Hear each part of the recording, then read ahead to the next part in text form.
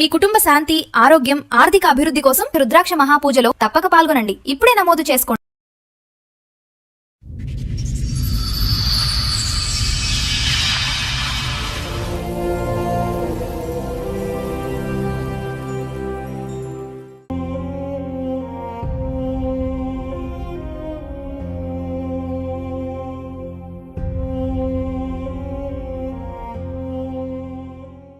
Sir, madam, స్వప్న గారు ఆవిడ సమస్య చెప్పుకోవడానికి ఇక్కడి వరకు వచ్చారు. ఆవిడ సమస్య ఏంటో అడిగి తెలుసుకుందాం.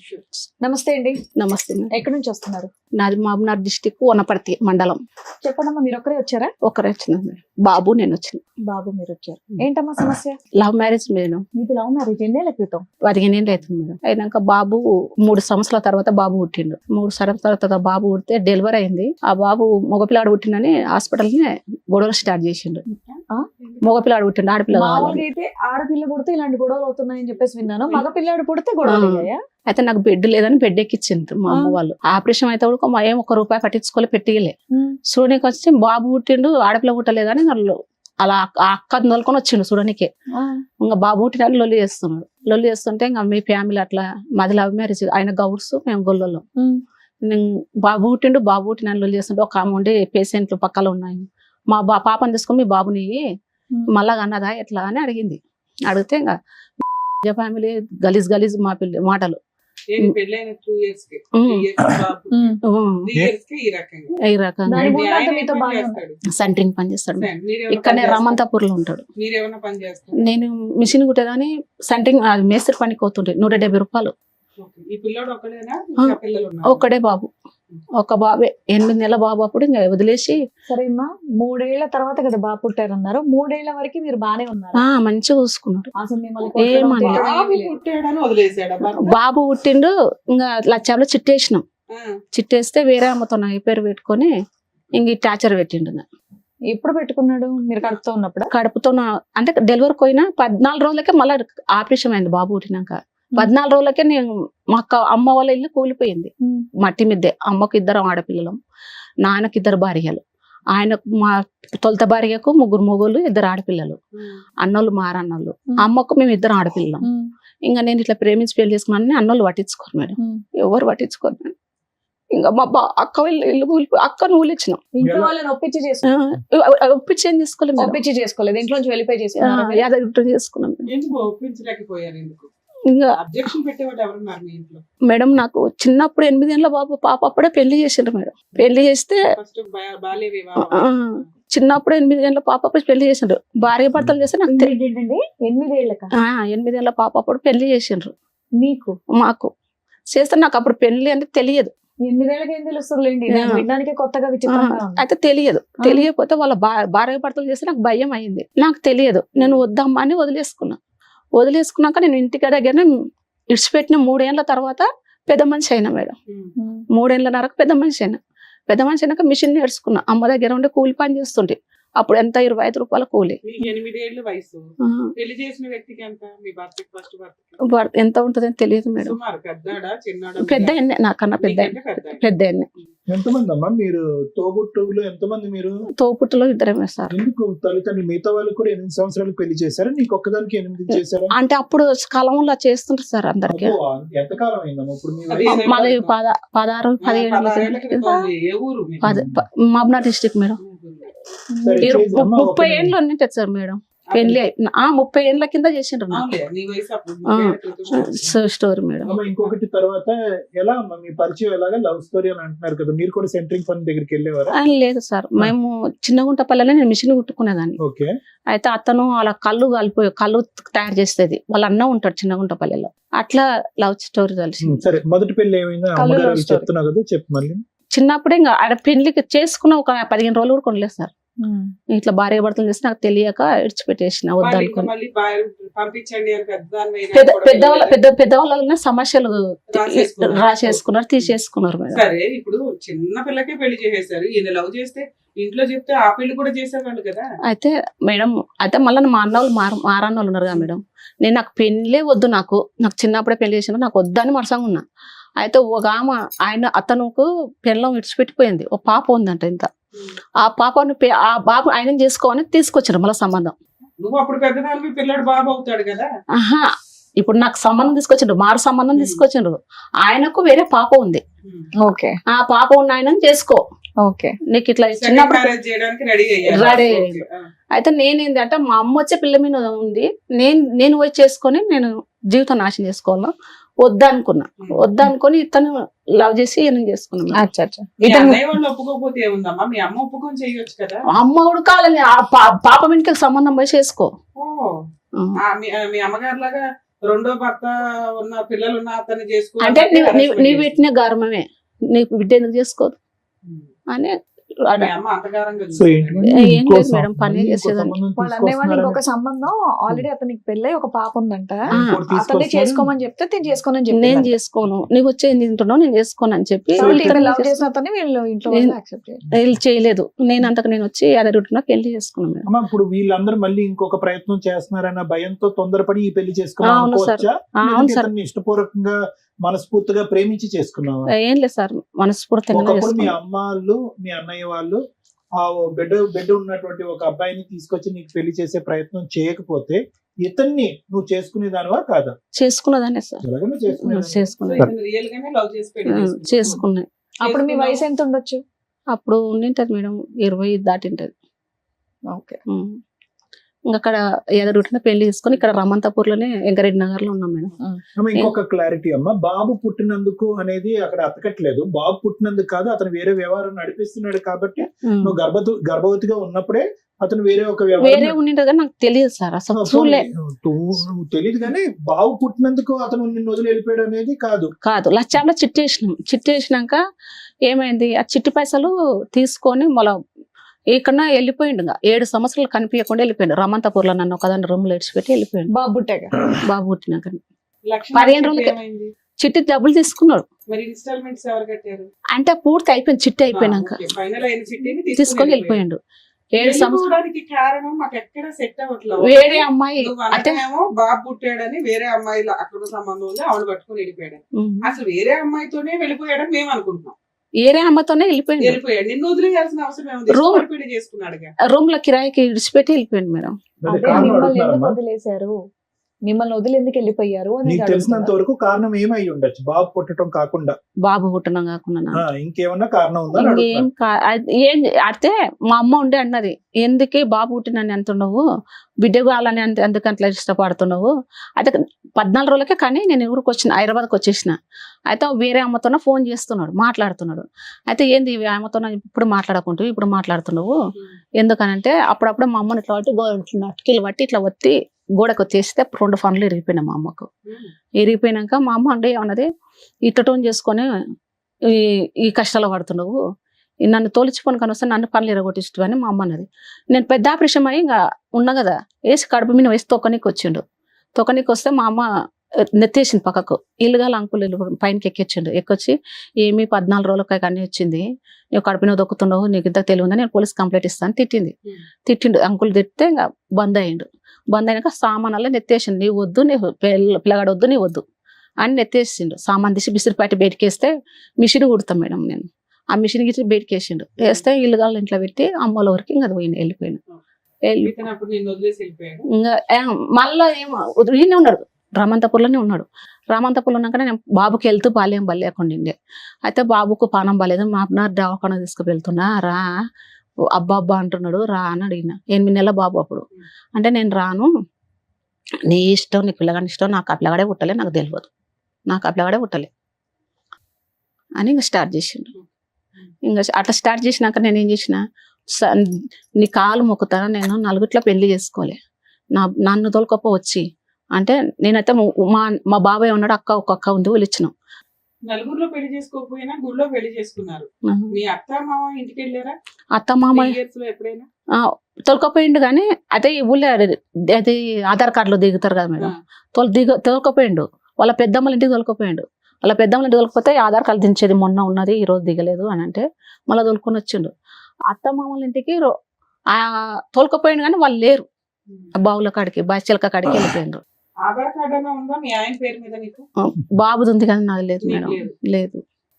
బియ్యం కార్డులో ఉండడు మేడం. బర్త్ సర్టిఫికేట్ లో మీ ఆయన పేరు ఉందా? పిల్లోడికి తండ్రి ఆయన ఉంది. మా బియ్యం కార్డు కూడా మా దగ్గరనే ఉంది ఎవరు మేడం. రాలేదా మేడం పెళ్ళికి? ఎవరు లేరు? పెళ్లికి ఎవరు లేరా? పెళ్లికి పెద్ద యాదగిరిగుట్టలో యాదగిరిగుట్టం చేసుకుంటే వాళ్ళ దోస్తులు ఉన్నారు మేడం. ఫోటోలు ఉన్నాయమ్మా? ఉన్నాయి సార్, కాదు మీ ఇద్దరు పెళ్లి చేసుకున్నప్పుడు ఫోటో ఫోటోలు ఉన్నాయి, వాళ్ళ దోస్తులు కూడా ఫోటోలు ఉన్నాయి. రైట్. ఇంకా వెళ్ళిపోయిండు. 7 సంవత్సరాలు వెళ్ళిపోతే నేను ఆ రూమ్ లోనే ఉన్నా. నేను ఊరికి ముఖం పెట్టుకొని పోను. ఎట్లా మీరు పని చేసుకుంటూ ఉన్నారా? బాబు చిన్నపిల్లగా నేను పని చేయలే. మరి రూమ్ రెంట్ ఇవన్నీ అయితే 10 రోజులు ఉన్నా అట్లనే. ఉం. పక్కల వేరే వాళ్ళు అంకురు వాళ్ళు ఉంటారు, పల్లెటూరు. ఆ పక్కల వాళ్ళు మా పక్కల ఉంటారు. ఆ అత్తమ్మ కొడుకు ఇక్కడనే రమంతపూర్లో పని చేస్తాడు. ఇట్లా మీ మేనగూడలు అంటే తీసుకొచ్చుకొని పెళ్లి చేసుకున్నాడు. ఏంది పాప ఏం తింటది ఇంకా ఈయన 10 రోజులు అట్లే ఉన్నాడు. వాడు ఇడిచిపెట్టి వెళ్ళిపోయింది, ఎక్కడ పోయిందో తెలియదా అంటే మా అత్తమ్మ కొడుకు వచ్చిండు. అమ్మ అట్లా ఉంటే ఎట్లా నువ్వు రూమ్ కిరా ఎట్లా కట్టుకుంటావు, ఎట్లా తింటావు, వద్దు పామ నేను అమ్మతో పోలిస్తా అంటే పోను మామ, నేను మొక్కం పెట్టుకొని ఎట్లా పోదును, నేను పోను మామ అంటే మా మామనే బలవంతంగా మా అమ్మని ఫోన్ చేసి పిలవనంపి సామాన్ వేసుకుపోయి ఊరి దగ్గర పెట్టింది. నేను ఇంకా ఆయన కూలి పని చేసుకొని మిషన్ కుట్టుకొని కూలి పని చేసుకుంటూ ఉన్నా. ఆ బాబుకి ఫుల్ ఫీవర్. సంవత్సరానికి పెద్ద మనుషులు పంచాయతీ పెట్టుకొని మీ ఆయన వాళ్ళ ఇంటికి వెళ్ళడము, మీ అత్తమ్మ వాళ్ళ ఇంటికి వెళ్ళడము చేయలేదా మీరు? అయితే మేడం ఇక్కడ ఉప్పల కేసు పెట్టినాక వచ్చిండు. వచ్చి నేను మంచి పెట్టుకుంటా మంచి చేస్తాడు. మళ్ళీ ఒక 6 నెలలు మంచి 3 నెలలు మంచి పెట్టుకున్నాడు. 3 నెలలు మంచి పెట్టుకున్నాక మళ్ళీ దెబ్బేసిండు. ఆ 7 సంవత్సరాల తర్వాత పోయి వచ్చినాక మళ్ళీ మంచి పెట్టుకుంటాను తొలకపోయాడు. పెద్ద మనుషులు పట్టిందని పోలీస్ స్టేషన్ లో కంప్లైంట్ ఇవ్వడానికి తర్వాత ఇచ్చిన మేడం. అదే 7 సంవత్సరాల తర్వాత ఇచ్చావా? ఫస్ట్ ఇచ్చినాం కానీ దొరకలేదు మేడం. ఎక్కడ పోయిండో ఎందుకు ఇవ్వలేదని అడుగుతున్నారమ్మా. అంత ముందుకి ఎన్నిక లేడు, కనిపించలే, ఎక్కడ పోయిండో కనిపించడం నీకెందుకు? నువ్వు కనిపించలేదనే కంప్లైంట్ ఇవ్వాలి కదా, వదిలేసి వెళ్ళిపోయాడండి అని. వేరే అమ్మాయితో లేచిపోయాడండి, నన్ను ఎట్లా హింసించాడు, ఇలా బలవంతంగా పెళ్లి చేసుకున్నాడు. ఏడు ఉన్నాడో తెలుసుకుంటే మేము ఇస్తాం కంప్లైంట్ అని అన్నారు మేడం ఉప్పల స్టేషన్ లో. ఓకే. సో మీ ఆయన ఎక్కడున్నాడో తెలిసిన తర్వాత ఒక 7 ఏళ్ళకి కంప్లైంట్ ఇచ్చావు, ఈయన వచ్చాడు బాగా చూసుకుంటాను అన్నాడు, కేసుకి భయపడి. ఒక 6 నెలలు బాగున్నాడు, తర్వాత ఏమైంది? మా తర్వాత ఏం చేసిండు, మళ్ళీ ఇలా కొట్టిండు. అమ్మ వాళ్ళ ఇంటికి పుల్లగా ఫీవర్ వస్తుంది. ప్రతిసారి ఎవరితోనే లేచిపోయాడు కదా, అమ్మాయి ఏమైంది? ఇప్పుడే తర్వాతనే ఉంది మేడం.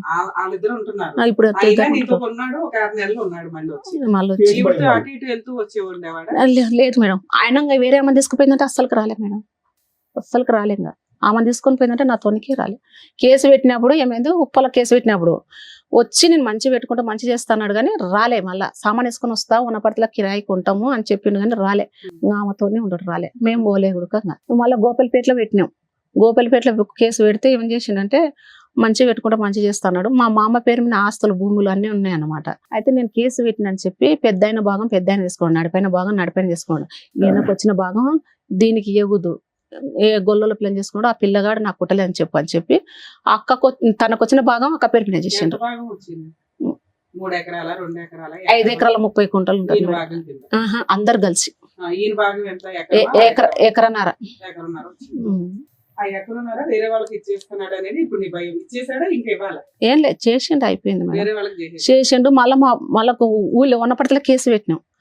పెద్ద మనుషులు వచ్చినాక కోర్టుకి పెడితే సమస్య తీరుతుంది అని చెప్పి కోర్టుకి పెట్టినాం. ఆ లాయర్ ఏం చేస్తలేడు మేడం. మెయింటెనెన్స్ కేసు వేసినాక మెయింటెనెన్స్ కేసు ఆ భార్యగానే నెలకు పిల్లగానికి 3,000 తనకు 3,000 అని వచ్చింది. కానీ ₹1 అయితే ఇంతవరకు ఇవ్వలే నాకు. ఇవ్వకుండా ఉన్నాక మళ్ళీ కోర్టుకు నేను రోజు ఎప్పుడు పోతున్నా నమస్కారం పెడతాను, 3 తారీఖు 2 తారీఖు పోతున్నా వస్తున్నా. వాళ్ళు లాయర్ని పెట్టుకున్నారు. ఇంతవరకు ఆ లాయర్ చూడక ఏం కాలే. ఎప్పుడు కరోనా రాకతలుగా 3 నెలల నుంచి చేసిన, ఇప్పుడు 6 సంవత్సరాలు 7 సంవత్సరాలు ఏం కాలేదు. ఇక్కడ పోతే నాకు న్యాయం జరుగుతుందని వచ్చిన మేడం. ఇదంతా కూడా ఈ పోరాటం అంతా ఒంటరి పోరాటమేనమ్మా. ఎవరు లేరు నీకు తోడు గాని, స్నేహితుడు కొడుకు తిరగటమే. తోడు అంటే బాగా వచ్చిండు, బాగా వస్తే బాగా అలవాటు. ఊళ్ళో పెద్ద మనుషులు వస్తే వాళ్ళ ఇద్దరు మంచిగా జంటగా ఉంటారు. రికార్డింగ్ పెడతారు, నాకు ఇద్దరు ఫోటో దిగుతారు పెడతారు. అది కాదు రికార్డింగ్ ఫోటోలు అవన్నీ కాదు. నేను అనేది ఏంటంటే ఒక్కసారి మీ అన్నయ్యని గాని మీ అమ్మని గాని ఒకసారి అభ్యర్థించుకోలేకపోయావు, అమ్మ నా పరిస్థితి ఇలా ఉంది, అమ్మాయి సహకరించండి, చేసిన తప్పు అయిపోయింది, కొడుకుతో ఉన్నానని చెప్పి వాళ్ళకి ప్రాధాయపడితే కనుక వాళ్ళు వస్తారేమో. అన్నని అడిగిన ఊళ్ళో పెద్ద మంచి అన్ననే పంచాలు గించాలు దింపనీకి సర్పంచ్ అన్న, నన్ను అయితే నా పరిస్థితి ఇట్లా ఉంది, నేను తప్పో చెప్పో చేసిన, ఇట్లా రాండి పెద్ద మనుషుల్లో పోలీస్ స్టేషన్ కాడికి వచ్చి మాట్లాడేది అంటే నేను రాను, అవసరం లేదు. ఎందుకు పోయిందనా వాళ్ళకి? మాకు పరువు పోయింది, మాకు అవసరం లేదు. పెళ్లికి పరుగు పోదు కానీ ఈ పెళ్లికి అయితే పరుగు పోయింది. నాకు అవసరం లేదు. నీ ఊళ్ళోనే ఉండకు, మాకు ఈ కారం అవుతుంది. మీ అమ్మ ఉందమ్మా, బతికే ఉందా? అమ్మ బతికే ఉంది. మీ నాన్న నాన్న లేరు, చనిపోయాడు. చిన్నప్పుడే చనిపోయాడు. నీ పెళ్లికి ముందే చనిపోయాడు? చిన్న మొదటి పెళ్లికి ముందే చనిపోయాడు. అప్పటి నుంచి నాన్న లేదు. ఏదన్నా నీకు పెద్ద దిక్కు మీ అన్న, మీ అమ్మ? అమ్మ అన్నోళ్ళు 3 ఉన్నారు కానీ మారన్నోళ్ళు సార్ పట్టించుకోరు. అక్క ఒక్కతుంది. అక్క నువ్వులు ఇచ్చినావు, ఆమెకు 2 మగ పిల్లలు. వాళ్ళు వస్తే వాళ్ళకు మున్నం పెడతాడు. మీ అమ్మలు అంజేది, మీ అక్కలు అంజేది. మీకు బోర్డు అంతా ఆర్డర్ వచ్చింది, ఎవిడెన్స్ ప్రొసీడింగ్స్ ప్రాపర్ గా ఉన్నాయి, 6 ఏళ్ళు కోర్టులో నడుస్తుంది. ఇక్కడ ఇమీడియట్ గా మేము ఏం చేయాలని మీరు అనుకుంటున్నారు? మేడం నాకు ఏదైనా అన్యాయం కాకుండా కావాలి మేడం. అంటే ఇద్దరు ఏంటి? భార్యగా భర్తలు మేము కలిసి ఉండాలి మేడం. 10 ఏళ్ల తర్వాత ఏం చేస్తాం? 15 ఏళ్ళు. ఇంకా అది ఎంతకాలం అయిందమ్మా? అసలు మాట్లాడుకోక ఎంతకాలం అయింది? మాట్లాడుకోక 12 ఏళ్ళు అవుతుంది. 12 ఏళ్ళు బట్టి మీ బావతో కాపురం చేసిన దానికంటే ఆ అమ్మాయితో కాపురం చేసింది ఎక్కువ అతను. అవునా?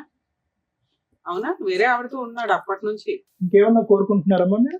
ఏదైనా ఇంకా భార్య భర్తలు మేము కలిసి ఉండాలి. నా బాబుకి తండ్రి కావాలని ఉంది సార్. కానీ సూర్యుడు అటు ఉదయించి ఇటు అస్తమించేసాడమ్మా. ఉమ్. అంత లేట్ అయింది, 12 సంవత్సరాలు అయింది. అప్పటి ఉంటేనే నేను ఇక్కడ ఇచ్చిన మేడం, ఇవ్వాలని ప్రయత్నిస్తున్నాను. ఎట్లా ఇవ్వాలో తెలియదు, నాకు చదువుకోలేదు కదా మేడం. మీరే ఏమైనా న్యాయం చేయాలని వచ్చిన మేడం. ఇప్పుడు మీ ఏజ్ ఎంత అండి? 37 ఉంటుంది, 37. 37. బాబుకి ఎంతమ్మా వయసు? ఇప్పుడు 12 నడుస్తుంది సార్. చదువుకుంటున్నాడా బాబు? చదువుతున్నారు సార్. అంటే న్యాయం అంటే ఇప్పుడు రకరకాల న్యాయాలమ్మా. ఇప్పుడు మీరు వెళ్ళని చోట అయితే ఏది లేదు. పోలీస్ స్టేషన్కి వెళ్ళారు, కోర్టుకి వెళ్ళారు, అన్ని వెళ్ళారు. 12 సంవత్సరాలు వెయిట్ చేశారు. అండ్ నాకున్న ఆలోచన, అనుమానం ఏంటంటే అతను మీ దగ్గరికి ఎందుకు రావాలి? మీరు అతను ఎక్కడున్నాడో అక్కడికి వెళ్ళడానికి అవకాశం లేదా? తెలియదు ఎక్కడుంటాడో. ప్రతిసారి ఊరు ఇల్లు అన్ని మార్చుకుంటూ పోతూ ఉంటాడా? మార్చుతుంటాడు, ఉంటుంటాడు. మేము వస్తున్నాం అనే వరకు ఎక్కడ తాళాలు వేసి వెళ్ళిపోతాం పోతున్నాడని అతనికైనా తెలుస్తుందమ్మా. చెప్ప పట్టుకుంటూ వెళ్తే ఏమవుతుంది? సార్. అక్కడ రమంతాపూర్ లో ఉండడం కదా సార్, మేము ఇన్ని దినాలు అక్కడ 5 ఏళ్ళు ఉన్నాం కదా సార్. అక్కడ మేము మీ స్వప్నం వస్తుంది అనే వరకు రూమ్ తాళం వేస్తాడు, వెళ్ళిపోతాడు. ఇప్పుడు ఉంచుకున్న ఆవిడతో ఉంటున్నాడు అతను. ఆమెకు భర్త చనిపోయింది మేడం. ఆ. 2 ఒక కొడుకు, ఒక బిడ్డ. ఆ. ఆ భర్త చనిపోయిన ఆమె దగ్గర ఉంటున్నాడు. ఉంటున్నాడా లేదని మేడం అడిగారు. ఉంటున్నాడా ఆవిడతోటి? ఆమెతోనే. తెలుసా మీకు? తెలుసు మేడం. మరి అక్కడికి వెళ్ళి అడగొచ్చు కదా. పోతాం కదా మేడం. నేను ఇప్పుడు పక్కలో ఎవరైనా ఫోన్ నేను పోతున్నాను, మీ స్వప్నం వచ్చింది అనే వరకు ఎక్కడ మాయమవుతున్నాడు. ఆ తాళాలు వేస్తారు, ఎక్కడ ఉంటాడు. ఉంటుంది, వాళ్ళ పిల్లలు అయితే ఉంటారు కదా తల్లి, వాళ్ళ పిల్లలు హాస్టల్ వేసిండ్రు మేడం. పెద్దగా ఉన్నారు పిల్లలు. పాప పెద్ద మనిషి అయింది, సరే, బాబు మీ పెద్ద. అత్తమ్మ మా ఇంటికి వెళ్ళొచ్చుగా. మామ ఉన్నాడు కానీ అత్త లేదు. అవును, అక్కడికి వెళ్ళి ఆ ప్రాపర్టీ అవి అడగొచ్చు కదా. అడిగిన మేడం, నువ్వు మా తమ్మునే చేసుకోలేదు, నీవెవరో మాకు తెలియదు. ఓహో. మీరు ఫోన్ చేస్తే మీ ఆయన ఫోన్ లిఫ్ట్ చేస్తాడా? చేస్తాడు మేడం. మాట్లాడతాడా? బూతులే తిడతాడు మేడం. నీ సుమంతినికో, ఒక కోర్టుకో, నీ లాయర్కో నిన్ను ఏం బీకలేరు నన్ను. ఇవే రికార్డింగ్లు పెడతాడు మేడం. సో ఇప్పుడు ఏంటి, మీకు ప్రాపర్టీ కావాలా లేదంటే? నిజమే, ఏమో దగ్గర ఉంటున్నాడు వాడమ్మా. దాని దగ్గర. వాడేంటమ్మా?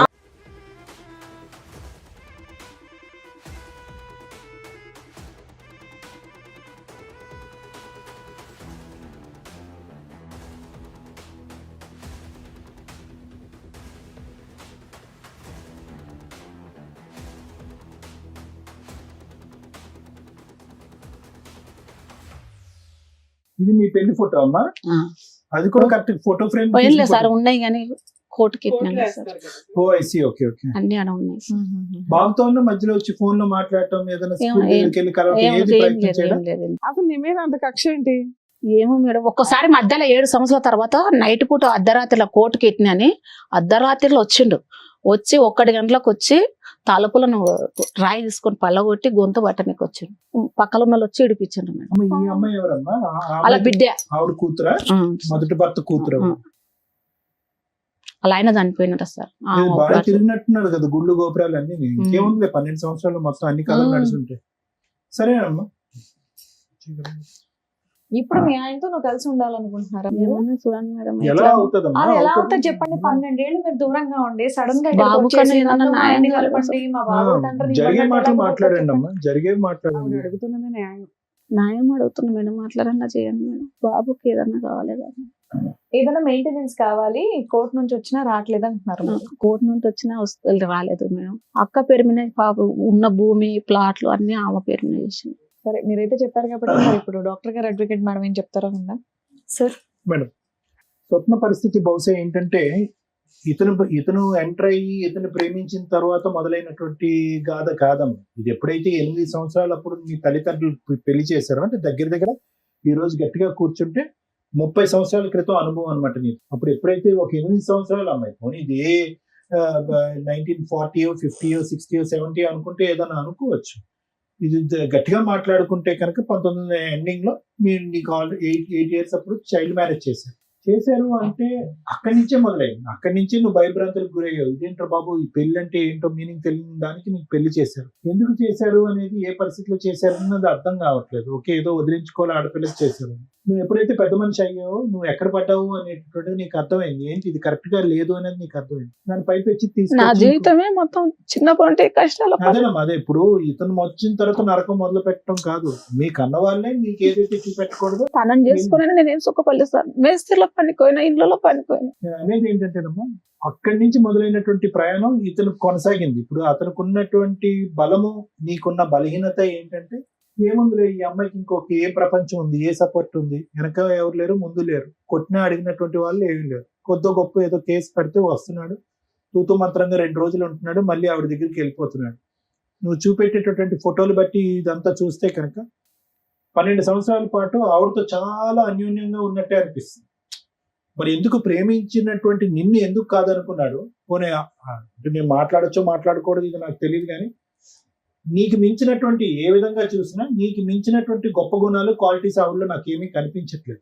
చూస్తే కొంతవరకు మైండ్ రీడింగ్ అనేది చేయగలము, వ్యక్తిపరంగా ఎలా ఉన్నారో చెప్తాను. ప్లస్ ఒక అమ్మాయి ఒక అబ్బాయి ఆవిడ. ఇతనికి అన్నటువంటి బిడ్డని, ఇతను ప్రేమించి పెళ్లి చేసుకున్నటువంటి ఒక అమ్మాయిని వదిలేసి ఆ దిక్కుని ఎందుకు పోయాడు అనేటటువంటిది ఈ రోజు తెలియనటువంటి ఒక క్వశ్చన్ మార్క్ ఈ వేదిక మీద ఉంది. అంటే ఎక్కడికి వచ్చింది అతనికి ఇంత దమ్ము ధైర్యం?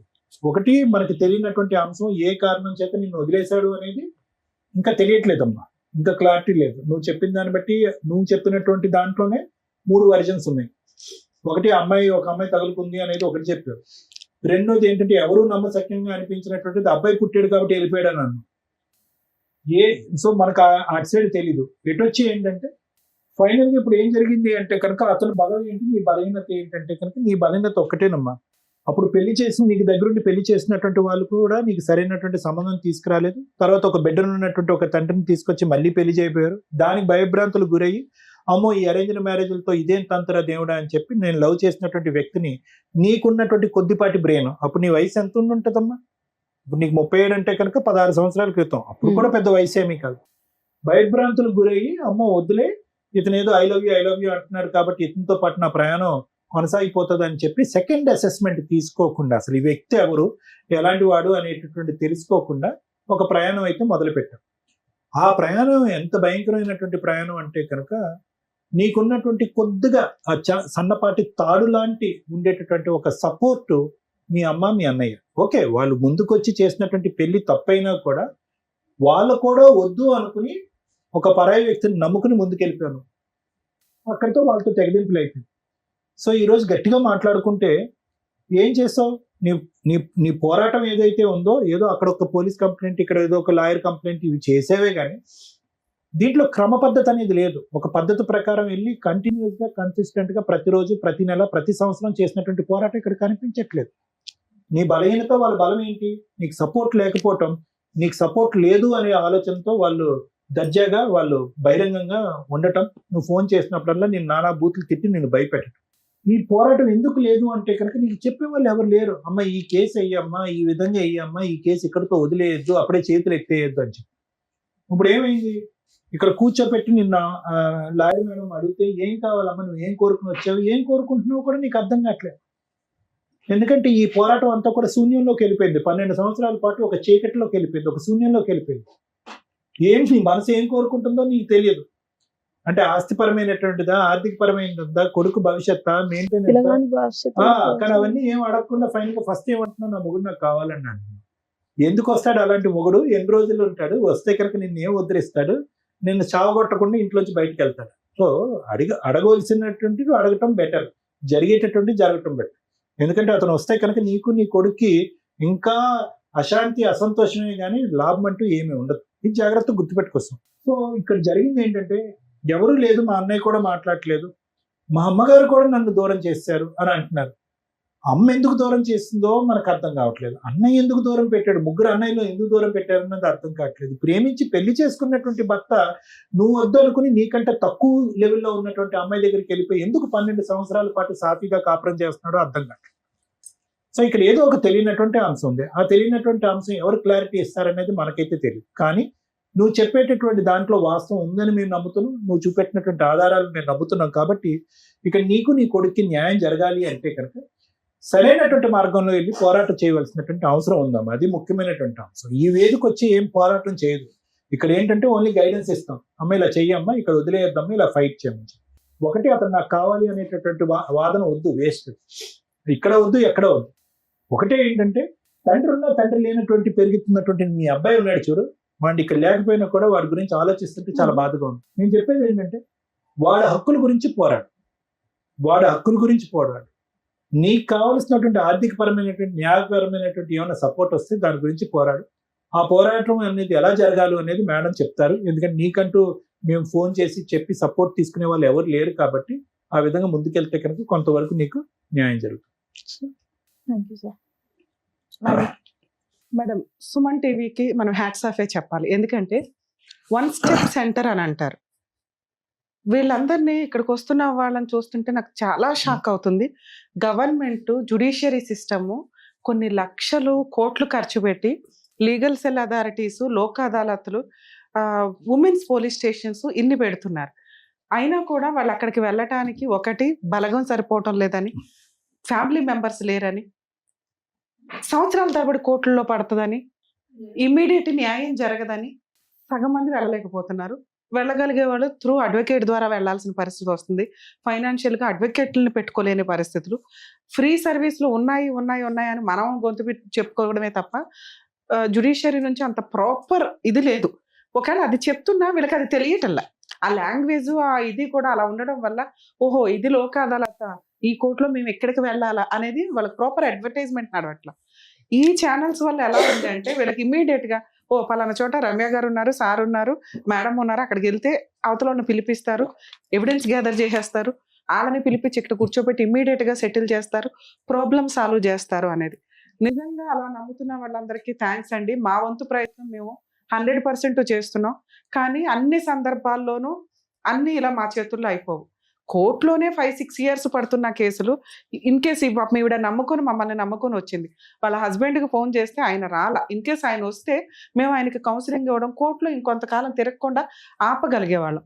తల్లి మీరు అడిగింది ఏదైతే ఉందో అది 100% మేము ఈ స్టేజ్ మీద చేయగలిగేవాళ్ళం. కానీ మీ హస్బెండ్ ఫోన్ తీసుకొని రెస్పాండ్ అవ్వాలా, మేము కోర్టులోనే చూసుకుంటామని మాట్లాడిన వ్యక్తి ఎందుకు కోర్టులోనే చూసుకుంటాను అన్నాడంటే, కోర్టులో 6 years నుంచి కేసు పెండింగ్ ఉంది. ఒక మెయింటెనెన్స్ కేసు మీరు ఏదైతే వేశారో మీరు నన్ను 2 అడిగారు. మేడం నాకు భర్త, పిల్లాడికి తండ్రి కావాలి, 2 న్యాయం కావాలి అని. న్యాయం ఏంటనేది తర్వాత మాట్లాడతా. ఫస్ట్ మాట ఏంటి, భర్త కావాలి. ఈ కేసులో భర్తని ఇవ్వడం కుదురుతుందా? మీకే తెలుసు, మీ మనస్సాక్షికి. ఏదో పరువు పోకూడదు, అడగకపోతే బాగుండదని అడిగినట్టే ఉంది తప్ప రియల్గా అది కరెక్ట్ కాదు. ఎందుకంటే 3 years మ్యారిటల్ రిలేషన్లో 12 years వేరే ఆవిడ దగ్గర ఉన్నాడు. ఎవరికో పుట్టిన పిల్లల్ని బాగా చూసుకుంటున్నాడు, సొంత కొడుకుని చూడట్లా. అంటే మీ మధ్య ఇన్నర్గా ఏదుందో ఆ పాయింట్ మాకు క్యాచ్ అవ్వాలి. మీరు చెప్పిన రీజను మగపిల్లడు పుట్టాడు కాబట్టి వదిలేసామని భూప్రపంచంలో ఏ మగాడు ఏ కుటుంబం అనరు. ఆడపిల్ల పుట్టిందని వదిలేసే బ్యాచ్లు విన్నాము. సరే వరుసగా మగపిల్లలే పుడుతుంటే అబ్బా మగపిల్లలేనా అని అంటారే తప్ప మగపిల్లడు పుట్టాడు కాబట్టి ఈ అమ్మాయి నాకు వద్దు అనే సీన్ ఉండదు మేడం. Recording madam. అది వంక వినండి, అది కరెక్ట్ కాదు. మిమ్మల్ని వదిలేయడానికి ఇంకేవో రీజన్స్ ఉన్నాయి, అది మీ ఆయనతో మాట్లాడితే తెలుస్తుంది. కానీ మీరు వినిపించిన ఆ రికార్డులు ఆ బూతులు విని చెవులు పగిలిపోయాడు డడ్డ అన్నాయి. అయ్యో బాబా మా వల్ల కదా, అసలు మేము వింటే కూడా మా ఆడియన్స్ యాక్సెప్ట్ చేయరు. మీరే ఇంత పర్ఫెక్ట్ ఉంటారు, ఆ బూతులు మీరు వినటం అవసరమా? సో కాబట్టి అందుకని మేము వినలేదమ్మా. ఆయనతో మాట్లాడాలి అన్నా కూడా ఏ బూతుల పంచాయతీ మాట్లాడతాడో మా గుడ్ విల్ డ్యామేజ్ చేసుకున్నట్టు లెక్క. నీ పవర్ ఏంటో నీకు తెలియజేస్తా, నీ హక్కులు ఏంటో నీకు తెలియజేస్తా. ఎందుకంటే మీకు కొంచెం బూస్టప్ కావాలి, మీకు ధైర్యం కావాలి. మిమ్మల్ని వదిలేయడానికి రీజన్ మాకు దొరకలా, కానీ వదిలేశాక ఆయన మాట్లాడిన బూతులు, మిమ్మల్ని తిడుతున్న విధానం, మిమ్మల్ని ఎంత నీచంగా మాట్లాడుతున్నాడంటే అవి ఎక్కువగా ఉన్నాయి. అప్పుడు అవి ఎంటర్టైన్ చేయకూడదు. మీరు ఎందుకు వినాలి ఆ బూతులు? ఆయన సక్సెస్ అవుతున్నాడు కదా అమ్మ. రికార్డింగే నీ ఫోన్కి ఎందుకు రావాలి? బ్లాక్ చేయడం నీకు తెలియదా? ఎందుకు వినాలా? ఎందుకంటే ఆయన మీద నువ్వు వేసిన కేసులు 2. ఒకటి పోలీస్ స్టేషన్ కంప్లైంట్ ఇచ్చావు, అది నడుస్తుంది, నీకు అది ఫ్రీ సర్వీస్. సగం వరకు పోలీసులు ఉంటారు, మిగతా సగం పబ్లిక్ ప్రాసిక్యూటర్ ఉంటారు. నువ్వు ఒక అడ్వకేట్ని పెట్టుకుని వేసిన case maintenance case. DVC case వేసావా? గృహహింస చట్టం 3 కేసులు వేసావు. మెయింటెనెన్స్ కేసు వేసిన భూమి గురించి పిల్లగానికి మా తాతల ఆస్తి కావాలని ఫైల్ చేసి అసలు యాక్చువల్ గా డొమెస్టిక్ వైలెన్స్ కేసు ఏదైతే ఉందో ఆ డీవీసీ కేసులోనే ఇవన్నీ కలిపి వేసుకోవచ్చు. కోర్టు చుట్టూ కూడా తిరిగి తిరిగి ఆస్తికి వస్తుంది. అందుకే నేను అసలు చెప్తారు, అదే మా వాళ్ళకు మార్గం డబ్బులు చెప్తారు. ఉన్నాయి, మాకు డబ్బులు లేవు మేడం, వేయనికే అదే. వాళ్ళకి లంచాలు ఇవ్వనికే తిరిగి తిరిగి తిరిగి పోవాలని నమస్కారం చేయాలి, రావాలి, రోజు పోవాలని నమస్కారం చేయాలి. ఒక్కనాడు వాళ్ళ నిలవని చిన్నళ్ళు గారు సార్ మేడం మస్తు తిరిగి రిస్క్ వచ్చిపోతుంది. ఒక్కదానే తిరగాలి పోరాటం. బాబుకి వెళ్తే బాగుండదు, ఆ బాబు కొడుక మనకి ఇన్ని రాళ్ళు వచ్చినాయి, అబ్బా వేరేనే వాసింది. నువ్వు ఇప్పుడు పనికి వెళ్తున్నావమ్మా? పనికి వెళ్తా. సరే, అదే మేడం చెప్తున్నారు, మార్గం వినండి. మేడం ఒకప్పుడు గ్రామ పెద్దలు ఉండేవాళ్ళు ఆ ఏరియాకి ప్రాబ్లమ్స్ సాల్వ్ చేయడానికి, ఆ రచ్చబండ్లను ఏమని వాళ్ళు మ్యానిపులేషన్స్ ఎక్కువ అవడం వల్ల తర్వాత కోర్టుల దాకా రావడం అనేది కామన్. కోర్టులో ఈ రోజున మీ ఒక్కల కేసే కాదమ్మా, ఏ కేసు ఫైల్ చేసినా కూడా minimum 3 to 5 years family matters నడుస్తాయని గుర్తు పెట్టుకోండి దయచేసి. ఎందుకంటే కేసు వేసింది మీరు, మీకే ఓపిక లేకపోతే అవతలోడు వేయించుకున్న వాడికి టెన్షన్ ఉంటుంది కదా తల్లి. మీరేమనుకుంటారంటే అతను కోర్టుకు రావట్లేదు, నేనే తిరుగుతున్నాను, నేనే ఇది చేస్తున్నానని. నెలకి 6,000 మీకు ఎప్పటి నుంచి ఆర్డర్ చేశారో తెలుసా? కేసు వేసిన దగ్గర నుంచి. ఒకప్పుడు మెయింటెనెన్స్లు అంటే ఒక 10 ఏళ్ళు నడిపించేసి 10 ఏళ్ల తర్వాత నుంచి ఆర్డర్ అయితే 10 ఏళ్ల ఫైటింగ్ వేస్ట్ కదా. సుప్రీంకోర్టు జడ్జిమెంట్స్ చాలా వచ్చినాయి. Maintenance from the filing of the petition and directions ఉంటాయి. అంటే మీరు 2019లో ఎంసీ కేసు వేశారు మెయింటెనెన్స్, మీకు అప్పటి నుంచి 6,000 చొప్పున క్యాలిక్యులేషన్. మీకు అర్థమవుతుందా? అది క్యాలిక్యులేట్ చేసి ఎరియర్స్ పిటిషన్ అంటారు. అంటే ఈ మెయిన్ కేసు తేలేలోపు ఈ డబ్బులు ఆర్డర్ చేశారు కదా సార్, అది ఇప్పించండి అని ఒక అంత ఇప్పటిదాకా ఎంత అమౌంట్ అయ్యింది? దగ్గర దగ్గర 6 ఏళ్ళు 6,000 చొప్పున అంటే 60,000, 70,000, 70,000 ఇంటూ 6 years దగ్గర దగ్గర అదే 3 to 5 lakhs ఉంది. ఆ 5 lakhs ఇప్పించండి ఫస్ట్, మేము బతకడానికి కావాలి అని ఎరియర్స్ పిటిషన్ అంటారమ్మా. అది మీ లాయర్తో వేయించుకోండి. మీరు కోర్టుల్లో న్యాయం జరగదు అని అంటే మీ హస్బెండ్ ఆల్రెడీ తెగిచ్చేశాడు. లా అండ్ ఆర్డర్ కోర్టు తప్ప మీ ఆయనకు బుద్ధి చెప్పేవాళ్ళు ప్రెజెంట్ ఎక్కడా లేరు. ఇక్కడికి వచ్చి ప్రాబ్లం సాల్వ్ చేసుకోవాలనుకున్న వ్యక్తి అయితే మేము కౌన్సిలింగ్ ఇచ్చి ఇలా కాదు ఇలా అమ్మాయికి 10 లక్షలు ఇచ్చి ఆ ప్రాపర్టీ ఏదో ఇచ్చి సెటిల్ చేయి అనేవాళ్ళం. ఆల్రెడీ 6 ఏళ్ల నుంచి కోర్టులో తిరుగుతున్న వ్యక్తి ఈ స్టేజ్ మీద ఇంత ఈజీగా చేసుకోడు. ఎందుకంటే నీ వెనకాల బలగం లేదు, నీకు ఓపిక లేదు, ఫైట్ చేసే విధానం ప్రాపర్గా లేదు. ఆయన డబ్బులు ఇచ్చి పెద్ద అడ్వకేట్లను పెట్టుకోవడం కాదు, నువ్వు ఉన్న అడ్వకేట్ తోటి కొంచెం జాగ్రత్తగా చేసుకోవడం. నీకు మెయింటెనెన్స్ వచ్చినాక అడ్వకేట్ ఫీజు ఇస్తావు. నిజాయితీగా చేసే అడ్వకేట్లు ఉంటారు తల్లి. ఒకవేళ కుదరకపోతే జూనియర్స్ని పెట్టుకోండి, వాళ్ళకి వర్క్ వస్తుంది. వాళ్ళకి మీరు ఇచ్చే రూపాయే వాళ్ళకి ఆ రోజుకి సరిపోయే వ్యవహారం. కొంచెం అలా మీ అడ్వకేట్తో ఒకసారి చూడండి, మాట్లాడించండి. ఎరియర్స్ పిటిషన్ అని క్యాలిక్యులేషన్ చేసి మాకు ఇంత బాకీ ఉందో అది ఇప్పించండి అని అడగండి. 2, డొమెస్టిక్ వైలెన్స్ కేసు వేయకపోతే ఈ మెయింటెనెన్స్ అక్కడ అటాచ్మెంట్ చేసి ప్రాపర్టీ ఉంది చూసారా, అప్పటి వరకు దీన్ని ఎవరికి సేల్ చేయకుండా, అంటే వాళ్ళ అక్క పేరు మీదకి మారిపోయినా ఆ ఆస్తి ఇతందే. ఈ ప్రాపర్టీ మెయింటెనెన్స్ కోసం అటాచ్మెంట్ చేయొచ్చు. మీకు అర్థమవుతుందని చెప్పింది? మీ అబ్బాయి కోసం కాదు నేను అంటున్నది, ప్రాపర్టీ మెయింటెనెన్స్ కోసం అటాచ్మెంట్ చేయొచ్చు. నెక్స్ట్ అది వారసత్వ ఆస్తి, అంటే మీ అత్తగారిదో మామగారిదో అయ్యి మామగారి స్వార్జితం అయితే ఆయన బతుకుంటే మీ అబ్బాయి అడగడానికి కుదరదు. ఆయన ఇష్టం, ఆయన ఎవరికి పంచుకుంటాడు, కొడుకులకు పంచుకున్నాడు, కొడుకు ఇంకొకరికి ఇచ్చేశాడు.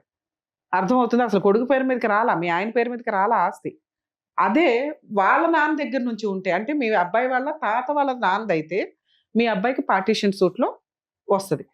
అదంతా లిటిగేషన్ ఎందుకు? నేను ఇంకా ఈజీ ప్రాసెస్ ఏం చెప్తున్నా, మెయింటెనెన్స్ కడతాడా, జైలుకి వెళ్తాడా? మీ ఆయన జైలుకి వెళ్ళే టైం ఇది. నువ్వు జైలుకి పంపించడం పోయి టెన్షన్ పడుతున్నావు. సముద్రం అంతా ఇది లాస్ట్ మినిట్లో టెన్షన్ పడిపోతున్నావు. హ్యాపీగా నువ్వు ఒడ్డుకొచ్చి కూర్చొని కాళ్ళ మీద కాలు వేసుకుని ఒక సింహాసనం కొనుక్కునే టైం ఇది. మెయింటెనెన్స్ ఆర్డర్ అయిపోయింది, దాన్ని వసూలు చేసుకుంటావా, జైలుకి పంపిస్తావా? నువ్వు ఎప్పుడైతే ఎరియర్స్ పిటిషన్ వేస్తావో బాకీ వసూలు చేయడానికి, ఆటోమేటిక్గా మీ హస్బెండ్ సెటిల్మెంట్కి వస్తాడు. వచ్చినంత తీసుకొని సెటిల్ చేసుకోండి. ఎందుకంటే 12 ఏళ్ల సపరేషన్లో నాకు అది కావాలి, షేర్ కావాలి, ఎంత కావాలంటే వర్కౌట్ అవ్వదు. నువ్వు ఇంకో 10 ఏళ్ళు నడిచినా వాడు బుల్లెట్కి కూడా దొరకడు. జైలుకి వెళ్ళి కూర్చుంటానంటే మనకి ఎక్కడి నుంచి వస్తాయి డబ్బులు? రీజనబుల్ సెటిల్మెంట్కి కూర్చోండి, 100% ఇది వర్కౌట్ అవుతుంది. నీకు మెయింటెనెన్స్ ఆర్డర్ అయింది, ఆ డబ్బులు తేలే వరకు ప్రాపర్టీ అటాచ్మెంట్ పెట్టండి. మీ ఆడబడుచు వాళ్ళు ఎవరైతే ఉన్నారో ఆ ప్రాపర్టీ ఎవరికి అమ్మడం కుదరదు, అది వెనక్కి వసూలు చేస్తారు కోర్టు వాళ్ళు. మీకు కొంచెం ఈ పోరాటాలు తల్లి టైం పడుతుంది. ఒకవేళ మీరు కేసు వేయకుండా ఉండి మీ హస్బెండ్కి ఇంకా మీరు పోలీస్ స్టేషన్కి వెళ్తే భయపడ్డాడు చూసారా, ఆ టైం అనుకోండి మనం జుట్టు పట్టి ఈడ్చుకొచ్చని ఏదో సెటిల్మెంట్ చేసేవాళ్ళం. అతను సెటిల్ చేసుకోవాలని అనుకుంటాడు, కానీ కోర్టులో ఖర్చులు పెట్టేశాడు, కోర్టుల చుట్టూ తిరుగుతున్నాడు, నువ్వేమీ చేయలేకపోతున్నావని తెలిసిపోతుంది అతనికి. దానివల్ల అతను ఇక్కడికి రాలా. ఇక్కడికి వస్తే మేము మాట్లాడి సెటిల్ చేసేవాళ్ళం. ఇప్పుడు నీకున్న ఆప్షన్, మీరు ఆ ఇంటీరియర్ మెయింటెనెన్స్ ఏదైతే ఆర్డర్ అయిందో ఎరియర్స్ పిటిషన్ వేయండి, ప్రాపర్టీ అటాచ్మెంట్ చేయండి. ఎరియర్స్ పిటిషన్ డబ్బులు కట్టకపోతే పోలీసులు అరెస్ట్ చేయమని కోర్టు డైరెక్షన్ ఇస్తుంది. ఎప్పుడైతే మీకు ఆర్డర్ వస్తుందో, వస్తే డబ్బులు వస్తాయి, లేదా అరెస్ట్ అవుతాడు. ఈ రెండిట్లో ఏది జరిగినా నీకు మంచి రిజల్ట్ వస్తుంది. నువ్వు న్యాయం అని అడిగావు చూసావా, మీ కేసులో ఫైనాన్షియల్ సెటిల్మెంటే న్యాయం. నువ్వు ఎప్పుడైతే అరెస్ట్ చేయిస్తావు మళ్ళీ అప్పుడు నెత్తి మీదకి ఎక్కువ కూర్చోకుండా ఆ ప్రాపర్టీయే కావాలి ఇదే కావాలని అనకండి. ఎందుకంటే అతను మిమ్మల్ని చీ అంటున్నాడు ఓ పక్కన. మనం ఎంత వసూలు చేసుకోగలమో చేసుకొని ప్రశాంతంగా ఉండడమే, ఇంతే ఈ జీవితానికి. దీనికోసం ఓసారి పెళ్లి చేసుకున్నాడు కాబట్టి వాడే జీవితం మొత్తం పోషించాలంటే ఆడు ఆల్రెడీ వేరే వాళ్ళు పోషిస్తున్నాడు, వాడి పాపని ఆడు ఎట్లాగో పోతాడు. మీరు ఈ టెన్షన్స్ తోటే జీవితాలు స్పాయిల్ చేసుకోవద్దని నా ఉద్దేశం. పెళ్లి చేసుకున్నది పిల్లలు కానింది కోట్ల చుట్టూ తిరిగి అక్కడి నుంచే వసూలు చేయాలని అనుకోవడం కాదు. అర్థమవుతుంది, వీడికి అసార్జితం ఏమీ లేదు ఇంది ఇక్కడ, ఉన్నంతలో అవి వసూలు చేసుకోవడానికి చూడండి. ఏంటి అర్థమైంది కదా ఏం చేయాలనేది. మేబీ మీరు లీగల్ సపోర్ట్ కోసం మేబీ వచ్చి ఉండొచ్చండి. ఒకవేళ అతను పిలిచి సెటిల్ చేయడం ఒకటి, లేదా రమ్య గారు ఏమైనా సర్వీస్లోకి వస్తారా అక్కడికి అని. మీరు చెప్పే వనపర్తి దాకా ఇక్కడ నుంచి రావడం కుదరదండి. మీ అడ్వకేట్ ఆల్రెడీ మీకు ఒక రిజల్ట్ చూపించారు, దాన్ని ఇప్పుడు నేను చెప్పిన ఎరియర్స్ గవర్నమెంట్ లాయర్లు ఉడుకున్నారన్నారు మేడం. అయితే నాకు ఈ లాయర్ ఏమంటాడు, మా లాయర్ ఏమంటున్నాడు, ఈ మొత్తాన్ని తీసేసుకో, ఒక నా చేత కాదు ఏం కాదు. అయితే గవర్నమెంట్ లాయర్ కేసుకున్నారు. గవర్నమెంట్ లాయర్ని అడిగిన, నువ్వు అక్కడ పెట్టినావు ఇక్కడ మేము తీసుకో అంటున్నారు. ఎక్కడ పెట్టారు? అదే లాయర్ కి పెట్టినా కదా మేడం, గవర్నమెంట్ లాయర్. నీకు అది చెప్తా. ఒకవేళ మీకు గవర్నమెంట్ లాయర్ని పెట్టుకోవాలనుకుంటే ఫస్ట్ మీ అడ్వకేట్ దగ్గర నుంచి ఎన్ఓసి తీసుకోండి వకాలత్ మీద. అది తీసుకున్నాక నెక్స్ట్ డేట్ అయితే ఎప్పుడైతే ఉంటుందో జడ్జి గారికి చెప్పండి, అయ్యా మా అడ్వకేట్ చేసినంత చేశారు, నేను ఫీజులు ఇచ్చుకోలేకపోతున్నా, నాకు గవర్నమెంట్ లాయర్ని పెట్టండి అని. కోర్టు అక్కడున్న వాళ్ళని అపాయింట్ చేస్తారు, కోర్టు వాళ్ళు ఇచ్చుకుంటారు ఫీజు వాళ్ళకి, మీకు ఫ్రీ సర్వీస్ నడుస్తుంది. లీగల్ సెల్ అథారిటీ పర్సన్స్ ఉన్నారమ్మా అక్కడ. మీరు జడ్జి గారిని అడగండి, అపాయింట్ చేస్తారు. ఒకవేళ అలా ఎవరిని అపాయింట్ చేయకపోతే మాకు ఒకసారి ఇన్ఫార్మ్ చేయండి, మీరు డైరెక్టర్ని కలిస్తే నేను రిప్రజెంటేటివ్ నెంబర్ మీకు ఫార్వర్డ్ చేయిస్తాను. మీరు జడ్జిని అడగండి, జడ్జి గారు గవర్నమెంట్ లాయర్ని అపాయింట్ చేయకపోతే మాకు ఒకసారి కాంటాక్ట్ అవ్వండి. ఓకే ఓకేనమ్మా. మీరే చేస్తారని అనుకున్నాం. అదే చెప్తున్నారు కదా, ఆ పద్ధతి చెప్తున్నారు కదా, చేస్తాం. అది మీరు దాని తగ్గట్టుగా ప్రయత్నించండి. వాళ్ళని పిలిచి అన్నదమ్ములను వాళ్ళని పిలిచి ఇక్కడనే ఏమన్నా చేస్తారని అక్కడ తిరిగి తిరిగి నాకైతే బాగా సరే. ఇంతసేపు నేనేం ఎక్స్ప్లెయిన్ చేశాను మీకు, 6 ఏళ్ళు ముదిరిపోయిన కేసు, ఇక్కడికి వచ్చి 1 డేలో ఎవరు సెటిల్మెంట్ చేసుకోరు, మేము ఫోన్ చేసినా వాళ్ళు రెస్పాండ్ అవ్వాలి, మేము కోర్టులోనే చూసుకుంటాం అన్నారు. అలాంటి వాళ్ళని బెదిరించేసి లాక్కొచ్చి మేము చెయ్యం తల్లి. వాళ్ళకి ఎక్కడ తిరిగి ఏముందంటే ఆమెకు ఎవరు సపోర్ట్ లేరు, ఏం చేసుకుంటూ స్ట్రాంగ్ గా ఉంది, లీగల్ ఆర్డర్ వచ్చింది, ఆర్డర్ ఇంప్లిమెంట్ చేయించుకోండి చాలు. దానికి అంటే లాస్ట్ లో ఫ్రూట్ చేతికి వచ్చే టైంకి ఈ అమ్మాయికి వాల్యూ తెలియట్లా. అవును, ఏం చేయాలని చెప్పారు అదే చెయ్యండి, సరిపోతుంది. మీకు కావాల్సింది మీకు అర్థమైందమ్మా, మీకు అర్థమైంది. గతాన్ని వదిలేసి ఇప్పుడు ఫ్రెష్ గా మేడం చెప్పినట్టుగా ఆ విధంగా చేయండి. అదే. ఓకేనమ్మా, దయచేసి నమస్కారం. ఈ వేదిక నమ్ముకొని వచ్చినటువంటి స్వప్న గారికి ఏం చేయాలో చెప్పినందుకు డాక్టర్ Thank గారు, you, madam. Advocate madam, thank you so much. మరో కథతో మళ్ళీ కలుద్దాం.